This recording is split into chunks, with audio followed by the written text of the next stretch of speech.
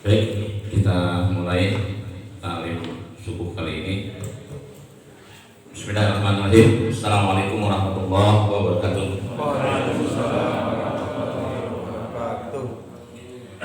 Innal hamdalillah nahmaduhu wa nasta'inuhu wa nastaghfiruh wa natubu ilaihi wa na'udzu billahi min shururi anfusina wa sayyiati a'malina may yahdihillahu fala mudilla lahu wa man yudlil fala hadiya lahu.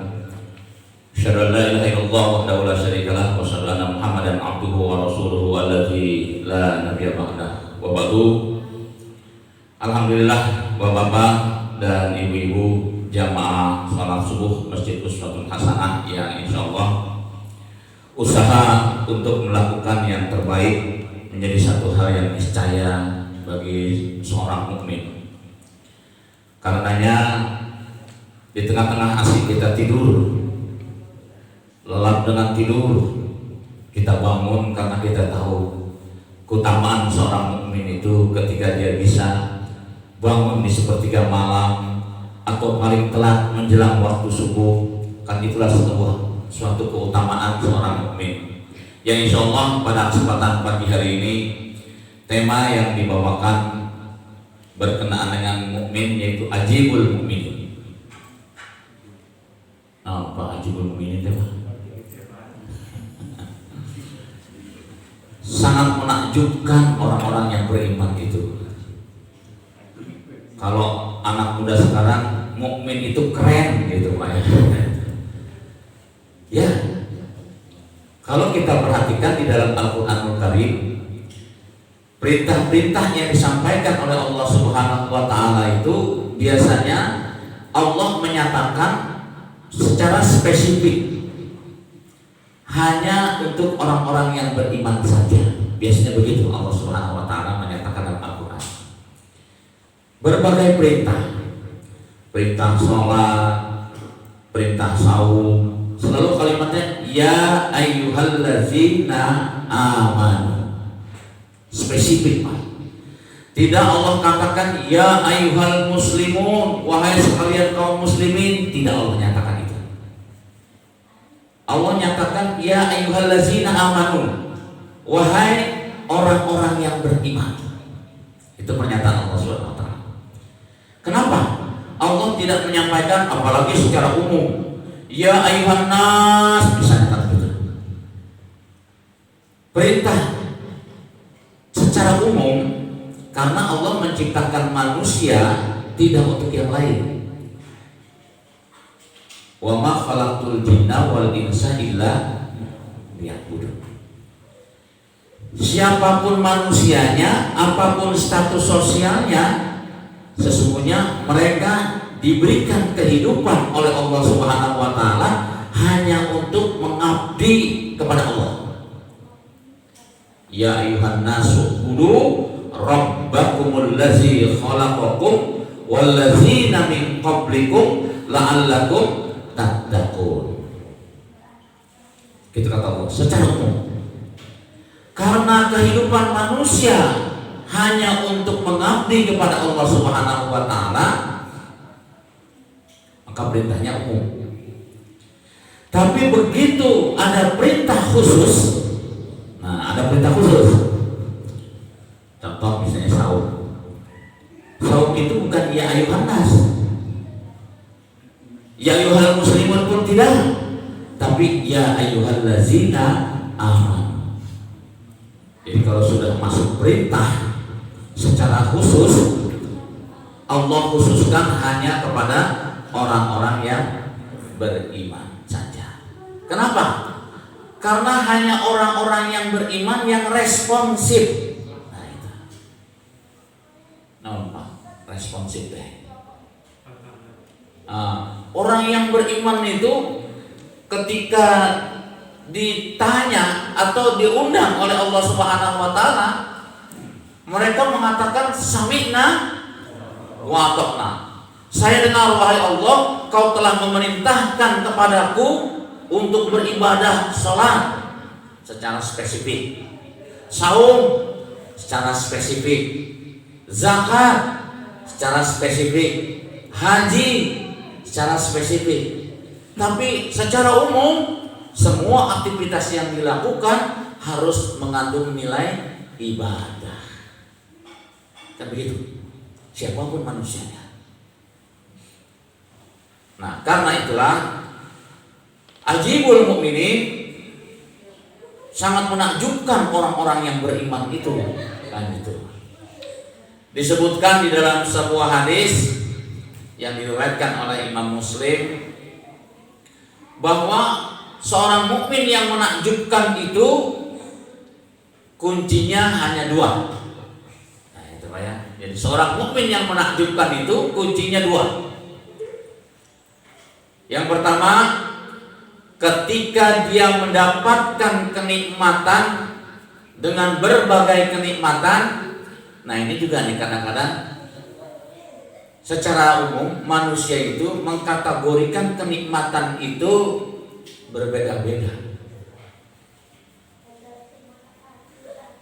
Ada yang mengkategorikan kenikmatan itu kalau saya punya uang banyak, nikmat rasanya kan gitu ya.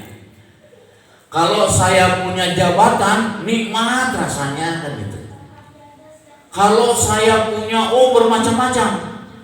Jadi kenikmatan itu diidentikan kalau punya. Nah, punya ini gitu. Baru rasanya nikmat gitu. Ketahuilah semua itu tidak selalu berbanding lurus. Punya jabatan nikmat tidak berbanding lurus dengan kenikmatan. Ya. Berkuasa nikmat tidak berbanding lurus dengan tadi ya kenikmatan itu sendiri dan seterusnya. Kenapa saya katakan demikian? Bapak pernah mendengar informasi sudah cukup lama sih Pak ya, seorang konglomerat ya, direktur Tekmako, dia kalau dari sisi jabatan direktur kan itu ya. Kalau dari sisi harta, gaji yang paling tinggi di Indonesia adalah direktur Tekmako. Kurang apa kalau lihat dari sisi itu? Apa yang terjadi Pak? Dia jatuhkan diri dari lantai 6. Nah, itu. Tidak berbanding lurus jabatan, harta, tidak berbanding lurus performan. Direktur itu performanya oke Pak ya, nggak berbanding lurus.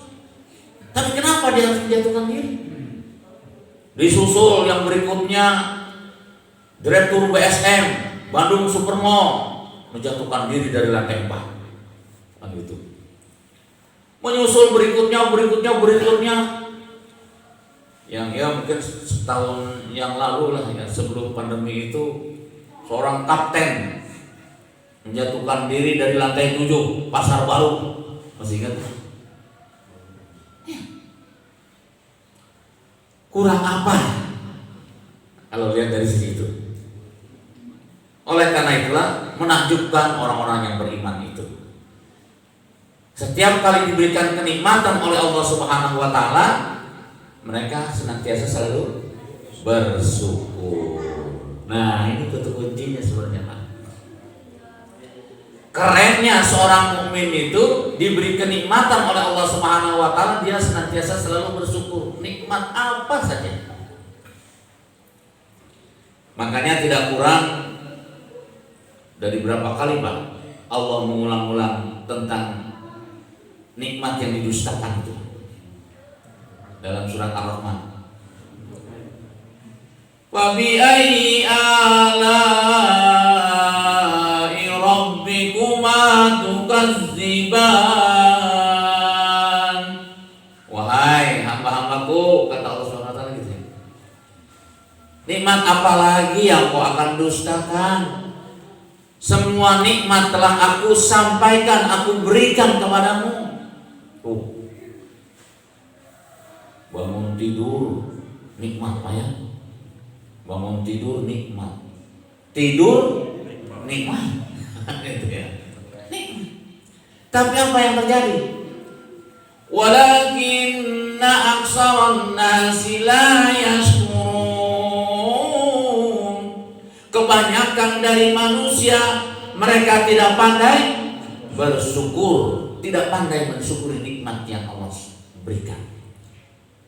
Kebanyakan manusia, berarti hanya sedikit sekali yang pandai mensyukuri nikmat Allah. Banyak sekali kisah-kisah. Sudah pernah mendengar kisah seorang anak kolong jembatan Pak di Jerman itu? Wilbrook. Dia terbangunnya itu karena deru kendaraan yang lalu lalang. Ya namanya anak kolong jembatan banyak tidur di kolong jembatan. Baru terbangun itu ketika dibangunkan oleh suara deru kendaraan yang lalu lalang.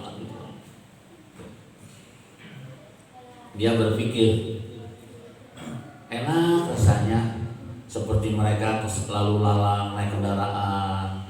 Gak lama kemudian terlintas kereta api. Aduh, rasanya pengen naik kereta api. Lebih tinggi lagi pesawat terbang lewat. Aduh, rasanya nikmat kalau bisa naik pesawat ke sana ke sini kan gitu ya. Terus akhirnya kenikmatan itu seperti fata morgana, kan gitu ya. Kenikmatan itu atau kebahagiaan itu seperti fata morgana, hanya ada di kepala orang lain. Dia ingin seperti mereka, bisa terbang sana ke sini, naik kereta api kapanpun maunya, kan begitu. Akhirnya apa? Dia putuskan, saya ingin seperti mereka. Maka dimulailah dari satu hal yang mudah untuk dia lakukan. Apa Pak? Membuka tambal ban sepeda. Paling gampang Pak ya? Paling gampang. Itu pekerjaan paling mudah itu. Buka tambal ban sepeda. Sudah. Dengan peralatan yang sangat sederhana. Pendek cerita, dari mulai tambal ban sepeda, ditingkatkan tambal ban motor, tambal ban mobil. Bukan hanya nambal, dia menyiapkan ban. Sampai pendek cerita, dia menjadi seorang konglomerat di Jerman Barat. Dia punya banyak perusahaan ban. Nikmat? Ternyata tidak. Dia tidak merasakan kenikmatan itu. Kebahagiaan tidak menghantarkan dirinya. Akhirnya dia berkata, kata orang kalau sudah berumah tangga nikmat, itu bahagia. Karena dia seorang konglomerat, dia cari wanita yang paling cantik di Jerman. Dia bisa nikahi. Nikahlah dengan seorang wanita yang paling cantik di Jerman. Setelah berumah tangga 1 hari, sepekan, sebulan, 2 bulan, 1 tahun, kenapa kok kebahagiaan gak nemu? Ya kenikmatan kok nggak kunjung datang. Ya, akhirnya dia berasumsi lagi, mungkin kalau sudah punya anak, gitu ya. Akhirnya diberilah anak 1 wanita. Ternyata tidak juga kunjung datang kenikmatan itu, kebahagiaan itu tidak kunjung datang. Akhirnya dia putuskan mungkin kalau anak yang kedua dari anak laki-laki, ternyata anak lahir pun perempuan lagi. Dua anaknya wanita. Tidak kunjung datang kebahagiaan itu. Harta berlimpah, istri cantik, anak cantik-cantik, tidak mendatangkan kebahagiaan. Akhirnya apa Pak?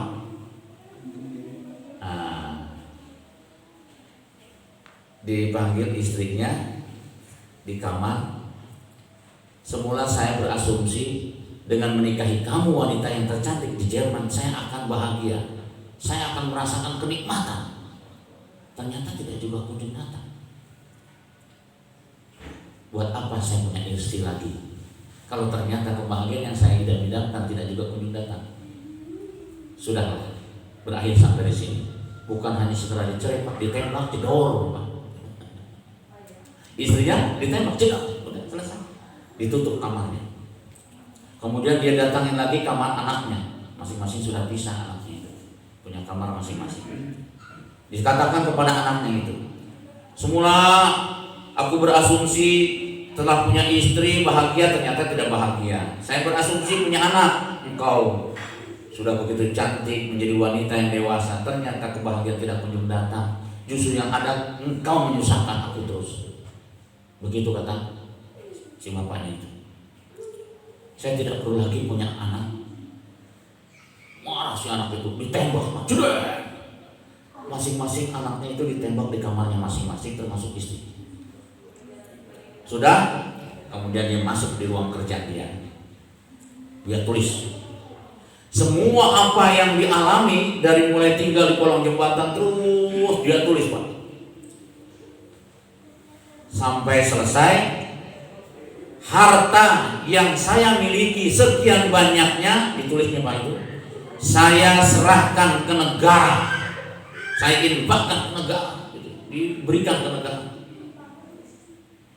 Saya tidak butuh lagi harta. Setelah itu, kemudian dia tembak dirinya, Pak. Jedek. Berlumuran darah di tulisan itu jadi bukti. Saya membaca kisah ini, Pak, tidak sengaja datang berkunjung ke rumah salah seorang sahabat. Lihat ada majalah di situ, tak lupa lagi saya majalahnya apa. Saya baca, wih, kisahnya menarik sekali ya. Terus saya baca ada berapa lembar gitu, Pak, kisahnya banyak. Subhanallah. Kebahagiaan tidak kunjung datang. Akhirnya dia putuskan bunuh diri. Dia kira dengan bunuh diri selesai urusan. Gitu ya. Dia kira dengan bunuh diri selesai urusan. Ya. Betul, urusan di dunia selesai. Tapi ada urusan yang paling panjang di akhirat. Nah ini, ya, urusan paling panjang di akhirat. Kenapa? Itulah yang dikatakan oleh Allah Subhanahu wa taala, bal tu'sirunal hayatad dunya wal akhirah. Kebanyakan manusia keliru menukar kehidupan yang panjang, yang kekal dengan kehidupan yang sementara dunia. Dunia kan fana, Pak. Dunia itu fana, sebentar. Kebanyakan manusia itu keliru, kata Allah Subhanahu wa taala. Menukar kehidupan yang panjang, yang kekal dengan kehidupan yang fana, yang sebentar di dunia ini. Banyak sekali kisah-kisahnya, Pak. Kalau Bapak mau baca kisah Onassis misalnya, Pak, ya, orang yang terkaya di zamannya pada waktu itu, hartanya triliunan, habis begitu saja. Karena ingin bahagia, Pak. Kenapa? Dia tidak merasakan bahagia karena pelopak matanya tidak bisa bergerak. Kebayang, Pak, pelopak matanya membuka terus. Onassis itu, Pak. Coba Bapak buka pelopak mata, itu, Pak, agak lama sedikit. Sakit nggak, Pak? Pasti sakit. Onassis itu berhari-hari. Tidur pun melotot terus karena pelopak mata bisa bergerak. Berobat ke seluruh dunia, rumah sakit dikunjungi, tidak ada yang sanggup. Siapa yang bisa menggerakkan pelopak mata? Tidak ada yang sanggup. 12 profesor dokter membuat sebuah analisa, akhirnya diputuskan apa? Membuat jaringan saraf yang ada di pelopak mata. Dari kisah itu saya jadi tahu, Pak, ternyata pelopak mata kanan dan kiri saraf matanya itu berbeda, sehingga kedipan mata kanan dan kiri itu juga berbeda. Lebih banyak mana, Pak? Kedipan mata kiri atau kanan, Pak? Lebih banyak yang kiri, Pak. Jadi lebih banyak yang kiri kedipan itu dibandingkan dengan yang kanan. Saya baru tahu setelah membaca kisah Onassis. Kita kan nggak pernah tahu tentang itu, Pak, ya? Nggak pernah tahu tentang itu. Tapi kenikmatan itu kita rasakan berhari-hari, ya kan? Bertahun-tahun. Onassis triliunan habis uangnya hanya ingin mengenipkan pelopak mata. Alhasil 12 profesor membuat saraf-saraf yang ada di pelopak mata dibikin, dicabut, yang ada itu diganti. Apa hasilnya, Pak? Pelopak matanya nggak bisa berkedip. Apa? Turun aja tuh sini, Pak. Tadi buka, sekarang turun. Kenapa? Nggak berfungsi, Pak.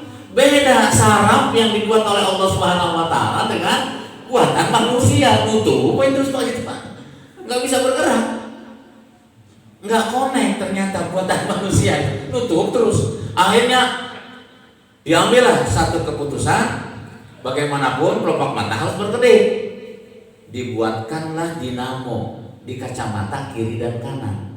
Dinamo itu disetting sedemikian rupa persis seperti kelopak mata yang normal. Yang kiri lebih banyak dia bisa bergerak, yang kanan lebih sedikit.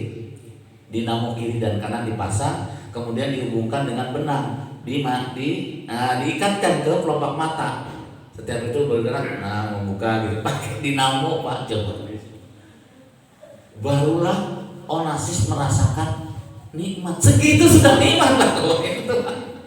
Setelah habis triliunan nikmat hidup Pak. Masya Allah, luar biasa. Dan kita nggak pernah membayangkan itu Pak, nggak pernah. Begitu bangun tidur tiba-tiba kelopak mata kita nggak bisa membuka, kebayang nggak Pak? Nggak kebayang oleh kita berapa nilainya itu. Onassis mengalami itu. Itulah ajibul mu'minin, kata Rasulullah SAW. Sangat menakjubkan orang yang beriman itu. Setiap detik dia selalu syukuri nikmat Allah itu. Setiap detik dia selalu syukuri nikmat Allah. Belum lagi urusan pernapasan, Pak ya? Urusan pernapasan. Paman saya Pak di rumah sakit 2 bulan itu hanya infus oksigen terus segitu Pak. 2 bulan di rumah sakit habis 300 juta. Diputuskan oleh keluarga, kalau hanya begini aja sayang uang, udah bawa pulang aja beli oksigen gitu kan kehidupannya. Iya kan di rumah sakit kan harus bayar ruangan ya kan, visit dokter kan gitu ya. Selalu kan dokter visit kan ya, dan mengunjungi gantian kan seterusnya. Sudah putuskan sajalah di rumah beli oksigen, pasang oksigen di rumah. Di rumah itu habis oksigen 150 juta. Selesai saja Pak. Innalillahi wa inna ilaihi raji'un. Jadi berapa Pak? 450 juta. Itu Pak. Berapa bulan? 4 bulan. Kita nggak pernah memikirkan tentang itu, kenikmatan yang Allah berikan. Kita bisa bernapas lega.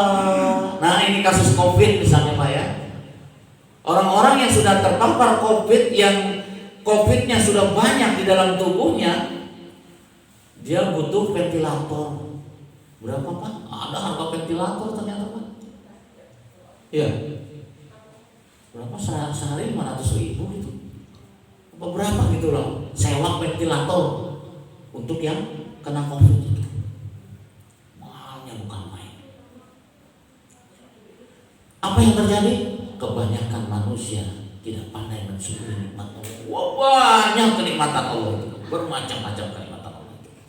Makanya kata Rasulullah sangat menakjubkan orang-orang yang beriman. Sehingga pertanyaan untuk kita itu, bagaimana keberadaan diri kita yang mengaku sebagai seorang mukmin tadi. Nah ini pertanyaannya. Kita mengaku sebagai seorang mukmin. Kemudian ditanya oleh Allah Subhanahu wa taala, ahasiban nas, apakah kalian mengira aku membiarkan kalian mengatakan amanu, ya kan gitu.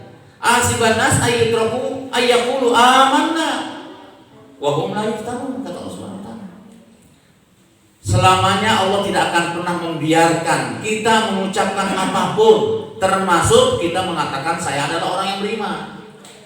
Ketika kita menyatakan saya sebagai seorang muslim, wa ana minal muslimin, Allah tidak membiarkan kita mengatakan saya seorang muslim sebelum ujian menghantarkan diri kita.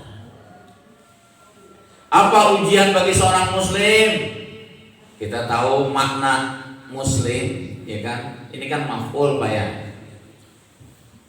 Al-Islam. Nah, itu secara bahasa artinya menyerahkan diri. Kepada siapa? Jelas kepada yang menciptakan.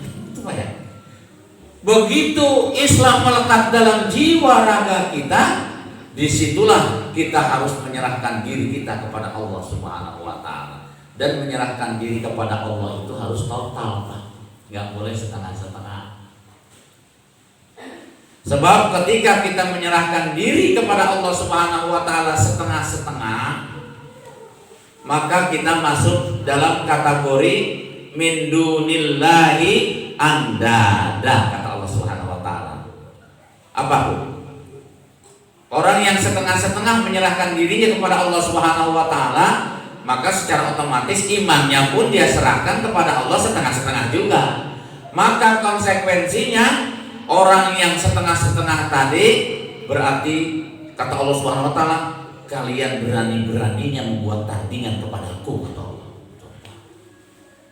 Begitu kata Allah.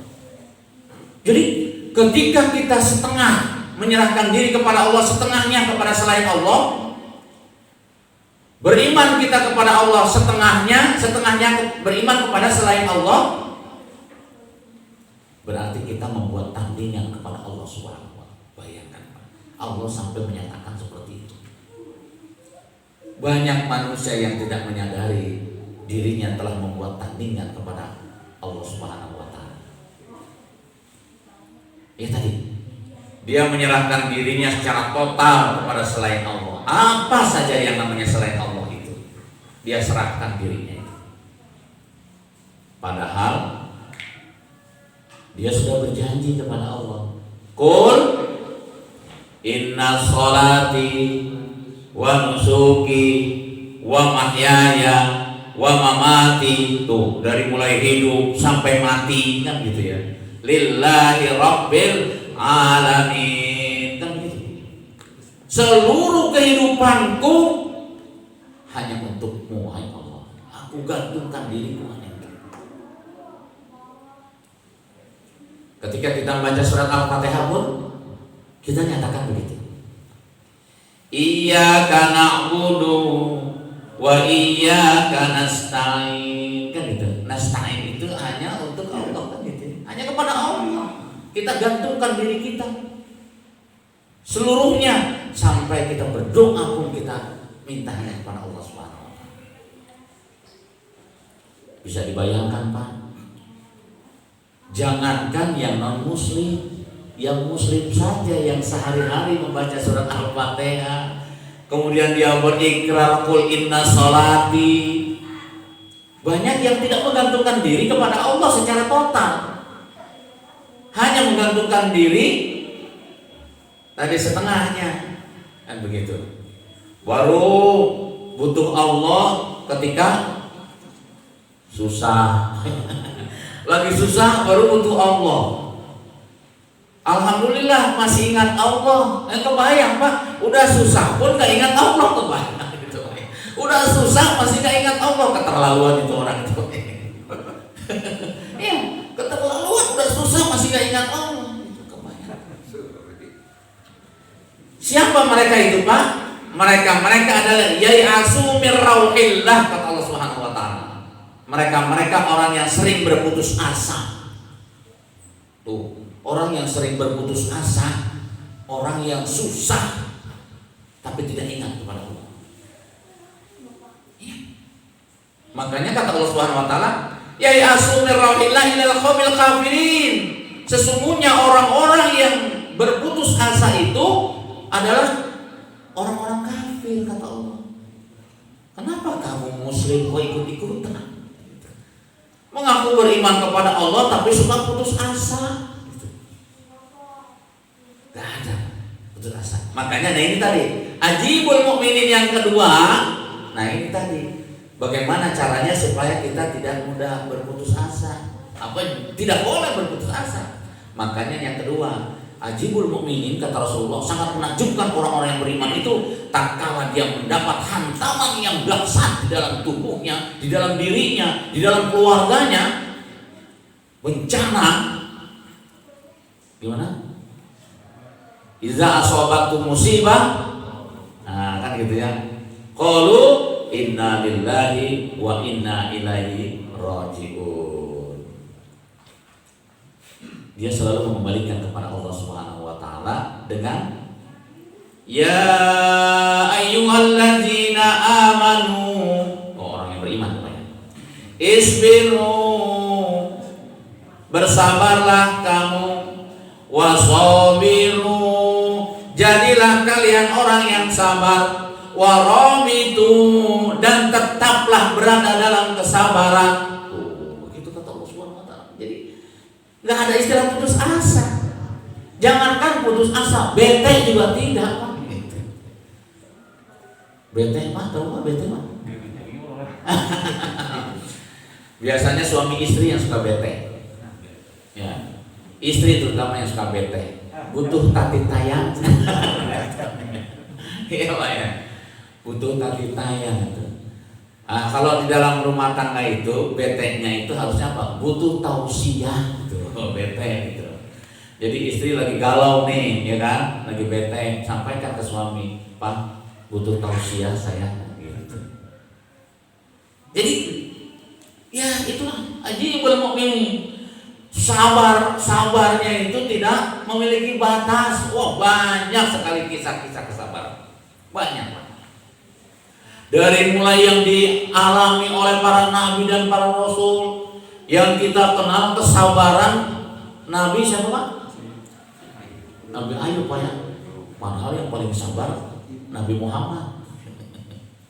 Ya, Rasulullah paling sabar.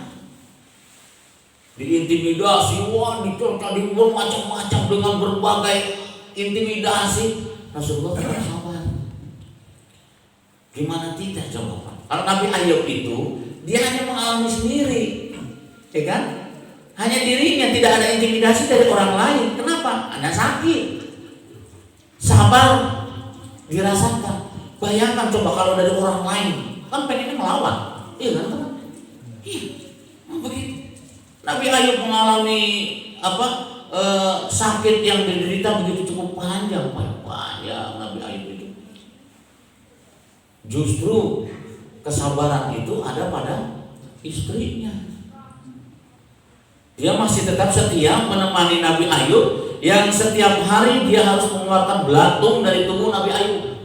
Istrinya Pak, setiap hari keluarin belatung di tubuh Nabi Ayub itu Pak. Masya Allah. Sampai tinggal tulang tubuhnya itu. Nabi Ayub hanya minta ke Allah Subhanahu wa taala. Apa? Bukan untuk dirinya Pak. Nabi Ayub minta ke Allah Subhanahu wa taala, "Ya Allah, berilah kesabaran pada istriku yang merawat diriku." Itu yang diminta Nabi Ayub. Diminta kesabaran istrinya. Kenapa? Nabi Ayub sudah bersabar. Dia sudah menerima kenyataan itu. Ketika terus berdoa nggak pernah berhenti, minta kesabaran istrinya, keluarganya minta diberikan kesabaran. Wahai Allah, kesabaran, saya bisa bersabar seperti ini. Sampai pada akhirnya Nabi Ayub itu minta ke Allah Subhanahu wa taala, setelah minta kesabaran istrinya itu, "Ya Allah, berilah aku mudah untuk senantiasa selalu dekat denganmu, wahai Allah." Hanya itu. Enggak minta sembuh Nabi Ayub itu. Agar saya selalu dekat dengan Allah Subhanahu wa taala. Permintaan Nabi Ayub ingin selalu dekat dengan Allah Subhanahu wa taala. Itulah akhirnya Allah berikan kesembuhan kepada Nabi Ayub. Dan tidak ada cacat sedikit pun dari penyakit yang sekian lamanya. Itu luar biasa. Kita dikasih flu sedikit tadi, aduh, masih gelisah, terlalu itu tekan itu ya.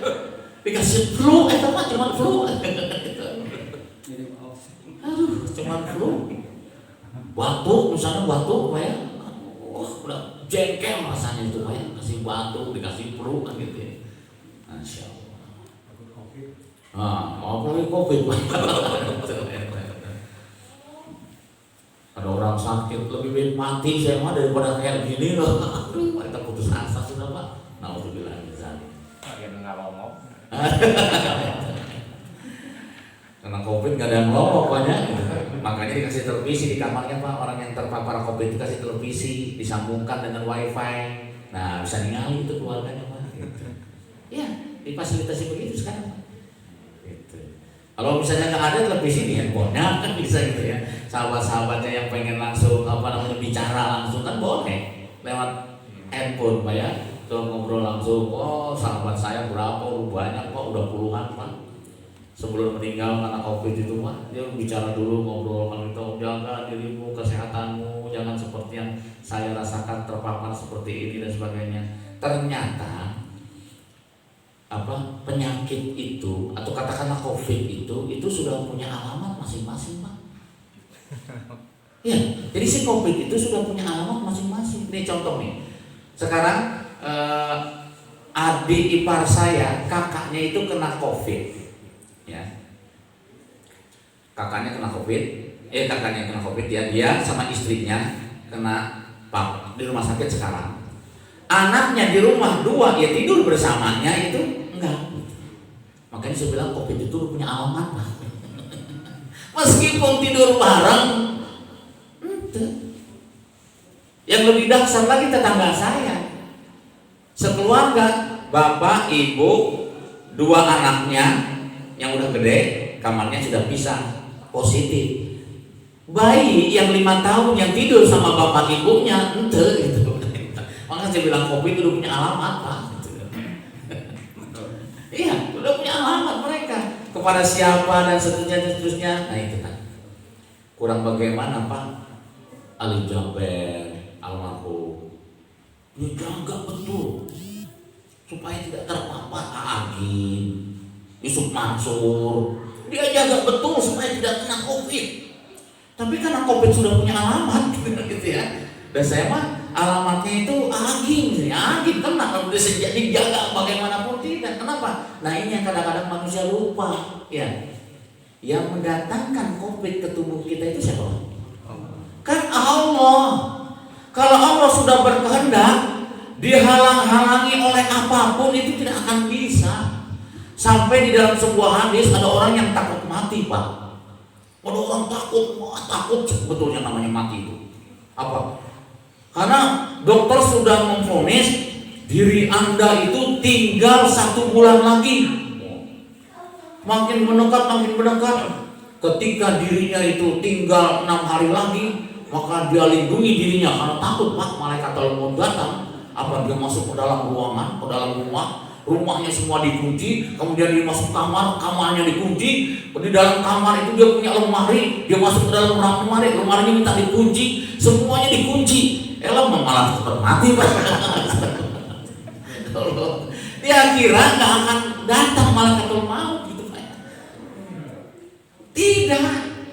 Kematian itu syaratnya apa, Pak?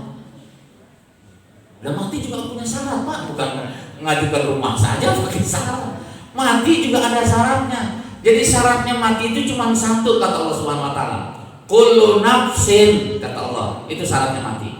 Setiap yang hidup pasti mati. Nah itu syaratnya. Jadi syaratnya mati adalah hidup. Setiap yang hidup pasti mengalami mati. Kan gitu. Gimana kata Allah Subhanahu wa taala? Likulli ummatin ajal. Kan gitu, Pak ya? Bahwa setiap manusia itu sudah ditentukan ajalnya oleh Allah Subhanahu wa taala. Fa idza jaa ajaluhum, kan kata Allah begitu. Apabila ajal yang telah ditentukan oleh Allah Subhanahu wa taala dihalang-halangi, seluruh dunia manusia menghalangi, la yastakhiruna as-sa'ah, tidak ada yang bisa mencegahnya. Seluruh dunia orang suruh mencegah ajal, nggak bisa. Wala yastaqdimun, dan juga tidak bisa dimajukan. Ya Allah, kalau mematikan saya sekarang lagi taklim, misalnya kan gitu ya. Kan kalau lagi taklim, Pak, kita lagi taklim mati, dakhalal jannah, surga langsung jaminannya. Kenapa? Banyak sekali hadis-hadis yang dikemukakan oleh Rasulullah SAW. Man kharaja fi talabul ilmi fa huwa fi sabilillah hatta yarji'ah, kata Rasulullah begitu. Barang siapa yang keluar dari rumah menuju ke satu tempat diniatkan mencari ilmu, fa huwa fi sabilillah, sesungguhnya orang tersebut sedang berjuang di jalan Allah Subhanahu wa taala. Berjuang di jalan Allah. Orang yang berjuang di jalan Allah kalau mati syahid, mati syahid. Tuh, padahal mau mati hari ini, Pak. Syahid syahid Pak, syahid. Jadi kalau belum ditentukan oleh Allah Subhanahu, belum sampai yang ditentukan oleh Allah Subhanahu wa taala, tidak akan, nggak bisa. Contohnya siapa lagi Pak? Macan padang pasir, Khalid bin Walid. Khalid bin Walid itu luar biasa Pak. Waktu menjadi orang kafir, dia berusaha membunuh Rasulullah tapi tidak pernah berhasil. Sampai akhirnya Allah berikan hidayah, Khalid bin Walid masuk Islam. Begitu Khalid bin Walid masuk Islam, orang-orang kafir Quraisy itu panas dingin semuanya. Kenapa? Ini macam padang pasir. Setiap bertempur selalu menang. Ternyata terbukti. Begitu Khalid bin Walid masuk Islam, berapa pertempuran itu? Ada sekitar 15 pertempuran itu nggak pernah kalah Khalid bin Walid itu. Selalu menang di medan juang. Sampai akhirnya di zaman Umar bin Khattab melihat ini bahaya, ini Khalid bin Walid bahaya. Kenapa? Karena seluruh pasukan yang menjadi anak buahnya itu mengkultuskan Khalid bin Walid, hebat banget Khalid bin Walid nih. Akhirnya Umar bin Khattab melihat bahaya. Kenapa? Karena prajurit yang lain itu sudah mengkultuskan Khalid bin Walid. Akhirnya dicopotlah jabatan komandan perang Khalid bin Walid. Saya melihat ada sesuatu yang tidak bagus di prajurit-prajurit Anda. Maka mulai hari ini saya copot jabatan Anda sebagai komandan perang. Anda yang menjadi prajurit, maka diangkatlah komandannya yang lain itu prajurit Khalid bin Walid menjadi prajurit. Nggak dikasih tahu oleh Umar bin Khattab apa yang terjadi pada dirinya. Nah setelah selesai barulah dikasih tahu. Anda merasa nggak Anda dikultuskan oleh prajurit-prajurit Anda? Sampai begitu? Saya tidak merasa itu. Saya yang melihat, kata Umar bin Khattab, Anda dikultuskan. Karena saking hebatnya Anda menjadi komandan perang tadi. Akhirnya dilepas. Terjadi pertempuran 3 kali Pak. Khalid bin Walid ternyata dia berperang hebat. Itu bukan hanya jadi komandan, jadi prajurit pun ternyata luar biasa hebatnya. Dia bisa membasmi sekian banyak kafir Quraisy itu Pak. Hebat, memang ternyata hebat Khalid bin Walid itu. Selesai pertempuran, sebulan kemudian gak ada lagi pertempuran, Khalid bin Walid jatuh sakit Pak. Khalid bin Walid jatuh sakit. Orang yang gak pernah sakit jatuh sakit Pak. Apa yang dirasakan oleh Khalid bin Walid ketika sakit, berbaring tempat tidur? Nangis terus Khalid bin Walid. Nangis karena apa? Apakah karena sakitnya? Bukan Pak, yang ditangisi itu, wahai Allah, jangan kau matikan saya di tempat tidur. Nangis Khalid bin Walid, ya Allah, jangan kau matikan saya di tempat tidur. Saya kan pengen mati di medan perang. Itu pengen mati syahid. Orang yang mati syahid Pak, itu bidadari itu selalu nunggu Pak. Nah makanya ini, kalau ada yang meninggal, sedang taklim meninggal, itu bidadari yang bawa langsung ke langit Pak. Wow, 70 bidadari, 70.000 bidadari bawa memboyong orang yang mati syahid itu Pak, rohnya diangkat ke langit. Luar biasa Pak. Sampai seperti itu, makanya nangis Khalid bin Walid itu. Maka kata Umar bin Khattab, wahai Khalid, gak usah khawatir, Allah sudah mencatat diri Anda seorang syahid, mati dimanapun Anda syahid. Kata Umar bin Khattab begitu, baru lega Khalid bin Walid itu. Nah lama Umar bin Khattab mengatakan demikian, berhembus napas yang terakhir Khalid bin Walid meninggal dunia, mati dalam keadaan syahid meskipun di tempat tidur. Makanya kita semua harus punya moto iskaliman al-mut syahidan. Kita harus punya moto itu. Maka seorang mukmin harus memiliki moto iskaliman. Apa iskaliman itu? Hidup mulia. Ya, seorang mukmin itu harus hidupnya mulia. Al-mujtahidan. Kalau mati syahid. Itu moto seorang mukmin harus begitu Pak. Mulai dari sekarang tuh bikin tuh status. Nah, Ish kariman au mut syahidan. Hidup mulia atau mati syahid. Orang yang hidupnya mulia, ya sama-sama kita sudah pahami Pak ya. Kan kemuliaan itu tidak bisa hanya sekedar dinilai dari tadi ya kan, jabatan, tahta dan sebagainya dan itu. Tidak. Siapa orang yang paling mulia Pak? Orang yang takwa. Inna akramakum indallahi atqakum. Dan begitulah ayat bahwa Allah tidak diskriminatif. Menyebutkan dalam ayat ini sesungguhnya orang yang paling mulia itu adalah orang yang takwa. Allah tidak menyebutkan manusia yang paling mulia adalah para nabi, para rasul, para salafus soleh. Tidak disebutkan itu oleh Allah Subhanahu wa taala dalam Al-Qur'an. Siapapun mereka, apapun status sosialnya, kalau dia takwa, dia lebih mulia dibandingkan dengan siapapun yang punya jabatan, kan gitu. Bisa jadi seorang pemulung itu lebih mulia dibandingkan dengan diri kita. Atau kalau membandingkan dengan jabatan yang paling bergengsi, misalnya presiden misalnya, seorang pemulung yang takwa lebih mulia dibandingkan dengan seorang presiden kalau dia tidak takwa. Iya kan? Iya, itu pernyataan Allah dalam Al-Quran. Dan Allah tidak pernah berdusta, pasti. Karena itu makanya setiap kali kita melaksanakan sholat Jumat, khatib diwajibkan oleh Allah untuk berwasiat takwa.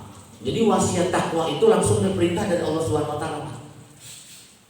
Haqqa tuqatih wa la tamutunna illa wa antum muslimun. Nah, ibu yang nunggu di rumah, suaminya pulang sholat Jumat, ibu yang nunggu di rumah langsung tanyakan ke suami, Pak, tadi isi khutbahnya apa? Biar kebagian. Memang harus begitu, Pak. Tanyakan Bu. Jangan hanya menanyakan. Kalau ibu ingin mendapatkan pahala umroh, yang senilai umroh, siapkan makanan. Jadi siapkan makanan, ibu nyiapkan makanan di rumah. Nah, pulang suami silakan Pak, cicipi dulu makanan. Ibu mendapatkan pahala umroh. Bapak yang makan dapat pahala umroh. Banyak yang belum mengetahui tentang ini Pak. Setelah itu sambil berbincang-bincang di meja makan, tanyakan tadi isi khutbah apa Pak? Aduh Bapak dengerin dulu. Udah disiapin makanan, ditanya dulu. Aduh, masuk. Saking khusyuknya tadi mama, papa tuh di masjid sampai nggak dengar imam hari itu Pak. Saking khusyuknya Allah. Masya Allah, begitu itu namanya. Nah, makanya seorang khatib itu dicontohkan oleh Rasulullah SAW ketika khutbah itu harus bergebu-gebu. Rasulullah ketika khutbah itu sampai merah wajahnya, matanya pun merah, keras ucapannya, dan begitulah Rasulullah ketika khutbah. Minimal apa Pak? Gak ada yang tunduk Pak. Iya, memang harus bergebu-gebu gitu. Saya kalau khutbah itu begitu salam aja, yang tadinya tunduk itu langsung nyangkat. Tinggalin mau khutbah saya itu gitu. Begitu salam saya sudah mencekat itu. Iya, saya keras, suara saya memang keras, saya salam gitu. Minimal tadi yang mau tunduk, yang tadi ngamut samping tunduknya itu terbangun-bangun gitu Pak. Sampai ada yang sholat Jumat itu cerita ke istrinya, Mah, khotibnya sakti. Sakti gimana Pak? Kadang-kadang ada, kadang-kadang enggak. Rupanya dia sambil tunduk Pak, ada gitu. Jadi khotibnya nggak ada. Ketika tunduk khotib nggak ada, udah mulai baru ada lagi kan gitu. Bilang khotibnya sakti, padahal dia yang tunduk Pak. Allahu Akbar. Ya, jadi dua poin yang sangat penting agar kita menjadi ajibul mukminin yang menakjubkan itu. Jadi menjadi seorang mukmin yang menakjubkan itu dua kata kuncinya. Gimana? Bersyukur dan sabar. Ada salah satu hadis kursi menutup acara pada kesempatan pagi hari ini yang disebutkan oleh Allah Subhanahu wa taala, malam yaskur ala na'mai. Nah gitu ya. Barang siapa yang kadang-kadang bersyukur, kadang-kadang tidak. Nah gitu. Kemudian wa yasbir ala balai, yang kadang-kadang apa? Kadang-kadang sabar, kadang-kadang tidak. Gimana kata Allah? Falyakhruj min tahtis samai. Sudah kalian angkat kaki saja, tinggalkan bumiku, kata Allah. Yang kadang-kadang bersyukur, kadang-kadang tidak, disuruh angkat kaki, tinggalkan bumi Allah. Kadang-kadang sabar, kadang-kadang tidak, angkat kaki, tinggalkan bumiku, kata Allah. Terus kalau mau tinggalkan bumi, mau tinggal di mana? Mau ke mana? Ke planet? Planet juga masih milik Allah, gitu ya. Planet pun masih milik Allah. Itu bahasa kinayahnya Allah. Allah marah sampai seperti itu. Dan kemarahan Allah ditutup dengan kalimat wal yatlub rabban siwahi, kata Allah Subhanahu wa taala. Silahkan kalian cari Tuhan selain aku. Kemarahan Allah sampai seperti itu. Kalau kita kadang-kadang bersyukur, kadang-kadang tidak, cari saja Tuhan selain aku. Siapa yang mampu memberikan nikmat selain aku, kata Allah. Ya kan? Kalau kalian tidak sabar, padahal aku yang memberikan ujian kepadamu, cari saja Tuhan selain aku. Bahwa mensyukuri nikmat Allah, bersabar menjadi hal yang paling niscaya bagi seorang mukmin. Semoga kita diberikan kemampuan oleh Allah Subhanahu wa taala agar menjadi orang yang sabar, menjadi orang yang pandai mensyukuri nikmat Allah Subhanahu wa taala. Akhirnya marilah sama-sama kita berdoa kepada Allah Subhanahu wa taala. Terlebih dahulu kita beristighfar. Astaghfirullahaladzim, astaghfirullahaladzim, astaghfirullahaladzim, alladzi la ilaha illa huwal hayyul qayyum wa atubu ilaih. Innallaha wa malaikatahu yusholluna 'alan nabi. Ya ayyuhalladzina amanu shallu 'alaihi wa sallimu taslima. Allahumma shalli wa sallim ala sayyidina Muhammadin fil awwalin wal akhirin. Wa radhiyallahu an ashabi Rasulillah ajma'in. Amin ya Allah ya rabbal alamin. Hamdan syakirin, hamdan na'imin, hamdan yuwafi ni'amahu wa yukafi masidahu ya rabbana. Ya rabbana, ya rabbana lakal hamdu wa lakal syukru kama yanbaghi li jalal karim wa 'azimi sultani. Allahumma inna nas'aluka salamatan fid din wa afiyatan fil jasadi wa ziyadatan fil ilmi wa barakatan fil rizqi wa taubatan qabla al-maut wa rahmatan indal maut wa maghfiratan ba'da al-maut. Allahumma hawwin alaina bi syakaratil maut wa najati wal afwa indal hisab. Allahumma rabbana hab lana min azwajina wa dhurriyyatina qurrata a'yun waj'alna lil muttaqina imama. Allahumma rabbana zalamna anfusana wa illam taghfir lana wa tarhamna lanakunanna minal khasirin. Rabbana zalamna anfusana wa illam taghfir lana wa tarhamna lanakunanna minal khasirin. Rabbana zalamna anfusana wa illam taghfir lana wa tarhamna lanakunanna minal khasirin. Allahumma innaka ta'lamu anna hadhihi al-quluba qad ijtama'at 'ala mahabbatik wa iltaqat 'ala ta'atik wa tawahadat 'ala da'watik wa ta'ahadat 'ala nusrati syari'atik wa wasikillahumma rabbitutaha wa 'adimadaha wa hdiha subulaha wa laha bi nurika alladhi la yaqut wa asrah sudurha bi faydil iman bik wa jamil tawakkuli 'alaik wa ihbi ma'rifatik wa min ta'ala syahadat bi sabilik innaka ni'mal lana wa aliman nasir. Allahumma ya rabbana, kami adalah hamba-hambamu yang pada kesempatan pagi hari ini duduk bersikuh di hadapanmu, tidak lain adalah mengharapkan keridhaan darimu ya Rabbana. Meskipun kami menyadari keridhaan yang kami harapkan belum setimpal dengan yang apa kami perbuat, ya Rabbana, berilah kemampuan kepada kami untuk mensyukuri atas segala nikmat yang kau berikan kepada kami. Berilah kemampuan kepada kami untuk bersabar atas ujian yang kau timpakan kepada kami. Jadikanlah kami orang yang pandai bersyukur, jadikanlah kami orang yang bersabar. Allahumma ya zal jalali wal ikram ta'ala din Islam. Tanamkan dalam jiwa kami iman yang kokoh, hati yang khusyuk, niat yang ikhlas, dan kesabaran yang tetap untuk mampu melaksanakan segala apa yang kau perintahkan dan menjauhkan apa yang kau larang. Allahumma ya Rabbana ya Rahman ya Rahim. Jadikanlah keluarga kami keluarga yang sakinah mawaddah warahmah. Tanamkan dalam keluarga kami keiman yang kokoh, hati yang khusyuk, niat yang ikhlas, dan kesabaran yang tetap untuk mampu melaksanakan segala apa yang kau perintahkan dan menjauhkan apa yang kau larang. Ya Rabbana ya Rahman ya Rahim. Jadikanlah negeri kami negeri yang baldatun thayyibatun wa rabbun ghafur, negeri yang dilimpah ruahkan iman, rahmat, maghfirah serta ridho darimu ya Rabbana ya Rahman ya Rahim. Allahumma ya zal jalali wal ikram ta'ala Islam. Rabbana ahdina fid dunya hasanah wa fil akhirati hasanah wa qina adzabannar. Subhana rabbika rabbil izzati amma yasifun wa salamun alal mursalin walhamdulillahi rabbil alamin. Aku qouli hadza wa astaghfirullahal azim li wa lakum. Assalamualaikum warahmatullahi wabarakatuh. Waalaikumsalam.